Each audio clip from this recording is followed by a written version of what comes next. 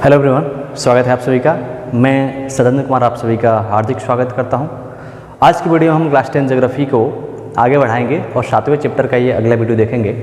इससे पहले हमने 5 वीडियो देख रखे हैं जिसमें हमने ये समझने का प्रयास किया है कि भारतीय अर्थव्यवस्था के जीवन रेखा क्या है, परिवहन के साधन क्या होते हैं हमारे यहाँ, परिवहन के साधन किन किन भागों में बटा हुआ है, जिसमें हमने स्थल परिवहन, जल परिवहन और वायु परिवहन के बारे में समझा है, जिसमें हमने सड़क, रेल, पाइपलाइन परिवहन को समझ चुके हैं। आज की वीडियो में हम पढ़ेंगे कि जो हमारे यहाँ जल परिवहन है, वाटरवेज ट्रांसपोर्टेशन है, यह किन रूपों में है, किन किन नदियों पर बनाए गए हैं, नहरों पर बनाए गए हैं, इसको समझने का प्रयास करेंगे। साथ ही साथ एग्जाम की दृष्टि से महत्वपूर्ण पॉइंट कौन कौन से होंगे उसको डिस्कस करेंगे, जो आने वाले एग्जाम में आपको, बोर्ड के एग्जाम में काफ़ी हेल्पफुल होगा। तो आइए शुरू करते हैं। अगर वीडियो अच्छा लगे तो लाइक करेंगे, सब्सक्राइब करें और शेयर करेंगे। तो ये शुरू करते हैं। सबसे पहले देखते हैं जल परिवहन, वाटर ट्रांसपोर्टेशन।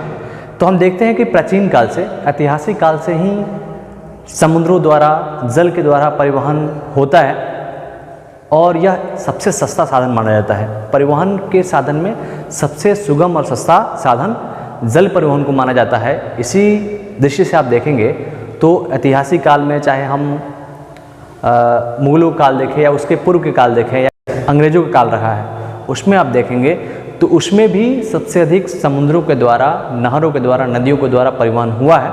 और यह परिवहन आज हमें किन रूपों में देखने को मिलता है, इसको हम समझने का प्रयास करेंगे। ठीक है, तो सबसे पहले समझते हैं कि हमारे यहाँ जो परिवहन होता है जल के माध्यम से, वो 2 रूपों में देखने को मिलता है। इसके 2 रूप देखने को मिलते हैं। पहला आप देखेंगे तो एक देश के अंदर नहरों द्वारा, नदियों द्वारा, झीलों द्वारा, तालाबों द्वारा एक परिवहन होता है, और दूसरा होता है समुद्र के द्वारा। ठीक है, तो 2, एक इनर वाटर जो क्षेत्र हैं उनमें होता है, दूसरा जो हमारे बाहरी समुद्री जो क्षेत्र हैं वहाँ पे परिवहन होता है। तो आज के वीडियो में हम जो आंतरिक जल परिवहन है उसको समझने का प्रयास करेंगे। ठीक है, तो आइए शुरू करते हैं। अंतःस्थलीय नौ संचालन जलमार्ग जो हमारे यहाँ, जो देश के अंदर है, वह मुख्य रूप से 14,500 किलोमीटर लंबा है। अभी तक का जो विकास है इसमें हम देखें तो 14,500 किलोमीटर जल परिवहन का आंतरिक भागों में विकास किया गया है, जिसमें हम देखें तो 5,685 किलोमीटर मशीनीकृत हैं, यानी बिल्कुल आधुनिक तरीक़ों से हम उसमें नौकायन करते हैं। जो मशीन से चलने वाली जो नौकाएं हैं उनका उपयोग करते हैं और ट्रांसपोर्टेशन का काम करते हैं। तो ये मुख्य डाटा आप याद रखेंगे।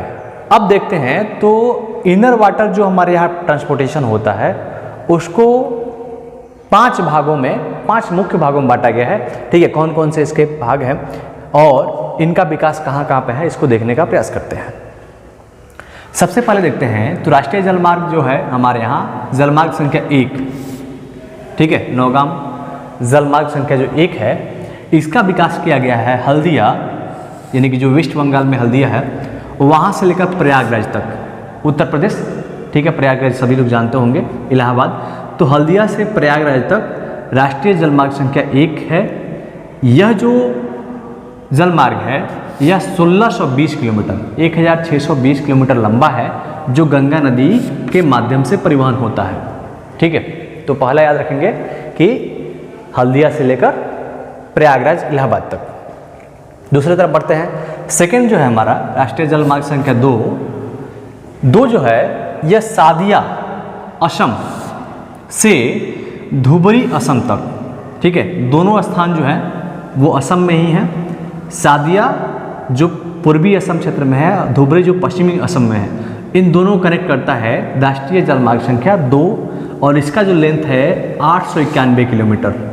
ठीक है, 891 किलोमीटर है, जो ब्रह्मपुत्र नदी पर बनाया गया है। दूसरा याद रखेंगे कि सादिया से धुबरी असम में, और यह ब्रह्मपुत्र नदी पर बनाया गया है, और इसका लेंथ याद रखना है 891 किलोमीटर। हर जलमार्ग का मैप आपको सामने लगा देंगे, आप देख लेंगे, जिससे आपको एक दिमाग में चीज़ें बैठ जाएंगी कि कौन सा जलमार्ग कहाँ पे लोकेटेड है। ठीक है, तीसरा है नौगम्य जलमार्ग संख्या 3। तीसरा, यह मुख्य रूप से केरल में लोकेटेड है। केरल में पश्चिमी जो तटीय नहरें हैं कोट्टापुरम से कोल्लम तक, कोट्टापुरम से कोल्लम तक है, उद्योगमंडल तथा चमकारा नहरों द्वारा होता है और इसका लेंथ है 205 किलोमीटर, छोटा है और नहरों के द्वारा होता है, मुख्य रूप से केरल में लोकेटेड है, इसको ध्यान रखेंगे, ठीक है। और यह उद्योग मंडल से चंपाकारा तक होता है, नहरों तक होता है। आगे बढ़ते हैं, चौथा राष्ट्रीय जलमार्ग संख्या 4। चौथा जो है यह भारत का जो पूर्वी तटीय क्षेत्र है, जिसमें आप तमिलनाडु, आंध्र प्रदेश का तट देखेंगे, वहाँ पे देखने को मिलेगा काकीनाडा और पुंडुचेरी नहर स्टेज के माध्यम से यह परिवहन होता है और यह गोदावरी तथा कृष्णा नदी जो है इनके सहारे परिवहन होता है, ठीक है। काकीनाडा से पुंडुचेरी नहर स्टेज द्वारा और गोदावरी व कृष्णा नदियों के सहारे होता है। कितना किलोमीटर इसका लेंथ है? 1078 किलोमीटर। कितना? 1078 किलोमीटर इसका लेंथ है, इसको याद रखेंगे। राष्ट्रीय जलमार्ग संख्या जो पूर्वी तटीय क्षेत्र में स्थित है और गोदावरी कृष्णा नदी के सहारे यह परिवहन होता है। अंतिम जलमार्ग हमारे पास है राष्ट्रीय जलमार्ग संख्या 5। यह मुख्य रूप से आप देखेंगे तो मातई नदी, महानदी के डेल्टा मैदान जो क्षेत्र हैं वहाँ पर देखने को मिलता है जो ब्राह्मणी नदी, ठीक है, जो सहायक नदी है महानदी की, ब्राह्मणी नदी के पूर्वी तटीय नहर के सहारे यह परिवहन होता है, ठीक है। ब्राह्मणी नदी के पूर्वी तटीय नहर के सहारे और इसका लेंथ है 588 किलोमीटर, ठीक है। उड़ीसा का जो क्षेत्र देखेंगे, उड़ीसा राज्य का तटीय क्षेत्र, वहाँ पे इसका विकास देखने को मिलता है और यह परिवहन वहाँ पे विकसित किया गया है।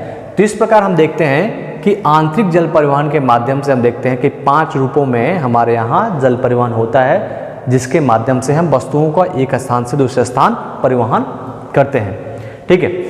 साथ ही साथ आप देखेंगे तो समुद्र के माध्यम से परिवहन हमारे यहाँ आधिकारिक रूप में होता है, क्योंकि हम एक्सपोर्ट या इंपोर्ट वस्तुओं का आयात करें या फिर निर्यात भेजते हैं तो सबसे अधिक हम समुद्र के माध्यम से करते हैं, जिसमें हम देखेंगे तो देश का 95% जो परिवहन है वो समुद्र के माध्यम से होता है, 95%। तो उसको हम अगले वीडियो में देखेंगे और समझने का प्रयास करेंगे कि हमारे यहाँ कौन कौन से प्रमुख पतन हैं, बंदरगाह हैं और किन बंदरगाह से किन वस्तुओं का सबसे अधिक निर्यात आयात होता है, ठीक है।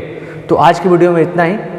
साथ ही साथ इसको मैप में भी समझने का प्रयास करेंगे, जिससे आपको चीज़ें क्लियर स्पष्ट हो जाएंगी। तो मिलते हैं अगले वीडियो में अगले टॉपिक के साथ, तब तक के लिए बहुत बहुत धन्यवाद।